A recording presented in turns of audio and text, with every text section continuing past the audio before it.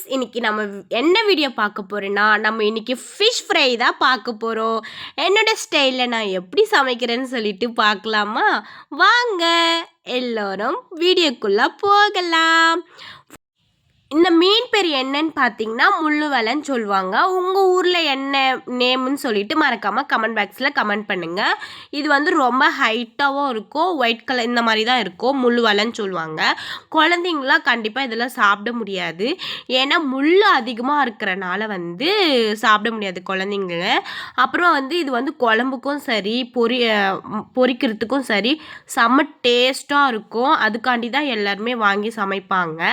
So வந்து நான் வந்து என்ன ஆட் பண்ணியிருக்கேன்னு பார்த்தீங்கன்னா, தனி மிளகாத்தூள், சால்ட்டு, அதுக்கப்புறம் வந்து மஞ்சப்பொடி, அப்புறம் வந்து வீட்டு மிளகாத்தூள் லைட்டாக கொஞ்சம் ஆட் பண்ணியிருக்கேன். கூடவே கொஞ்சம் ஆயில் சேர்த்துக்கலாம். ஏன்னு பார்த்தீங்கன்னா, அப்போ தான் அந்த ஃபிஷ்க்குள்ளே எல்லாமே மேட்ச் ஆகும். ஸோ அதனால் வந்து லைட்டாக ஆயில் சேர்த்துட்டு அப்புறமா லைட்டாக வந்து தண்ணி சேர்த்துப்போம். அப்போ தான் வந்து கொஞ்சம் நல்லா மேக்னெட் ஆகும். மேக்னெட் ஆகி அப்படியே ஃப்ரீசருக்குள்ளே நம்ம வந்து ஒரு 10 மினிட்ஸ் வைப்போம். 10 மினிட்ஸ் வச்சா தான் அப்புறம் வந்து எண்ணெய்க்குள்ளே வந்து அந்த மசாலாலாம் ஒட்டாது. நான் வந்து மசாலா வந்து கடையில் இருக்கிறது எதுவுமே நான் வாங்கி சமைக்க மாட்டேன். ஏன்னா அது வந்து மசாலா வந்து ரொம்ப நாள் கழித்து தான் நம்மளும் வாங்குவோம்.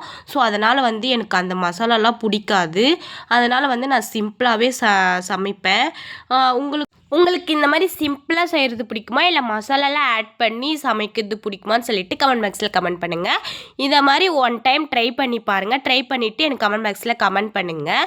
இங்கே பாருங்கள், அப்படியே மசாலா வந்து ஒட்டாமல் வந்திருக்கு. ஏன்னா வந்து நம்ம ஃப்ரீசருக்குள்ளே வச்ச உடனே அது ஃபுல்லாக மேக்னெட் ஆகி அப்சர்வ் ஆகி அது வந்து எண்ணெய்க்குள்ளே ரொம்பவும் பிடிக்காமல் நல்லா கொஞ்சம் கிறிஸ்பியாக இருக்கும். ஸோ இந்த மாதிரி வந்து ஒன் டைம் சமைச்சி எனக்கு கமெண்ட் பாக்ஸில் கமெண்ட் பண்ணுங்கள். நம்ம எதுக்கு கருவேப்பிலை போட்டிருக்குன்னா, அந்த கருவேப்பிலை எண்ணெயில் போய் அது பொரியும் போது அந்த மீனுக்குள்ளே அந்த கருவேப்பிலை வாசனை போய் அவ்வளோ சூப்பராக டேஸ்ட்டாக இருக்கும். நீங்கள் இது மாதிரி கண்டிப்பாக ஒன் டைம் செஞ்சு பாருங்கள். இந்த வீடியோ பிடிச்சிருந்தா லைக் பண்ணுங்கள், ஷேர் பண்ணுங்கள், கமெண்ட் பண்ணுங்கள். மறக்காமல் என்னோடய சேனலை சப்ஸ்கிரைப் பண்ணுங்கள். தேங்க்ஸ் ஃபார் வாட்சிங். பாய். நெக்ஸ்ட் வீடியோவில் சந்திக்கலாம்.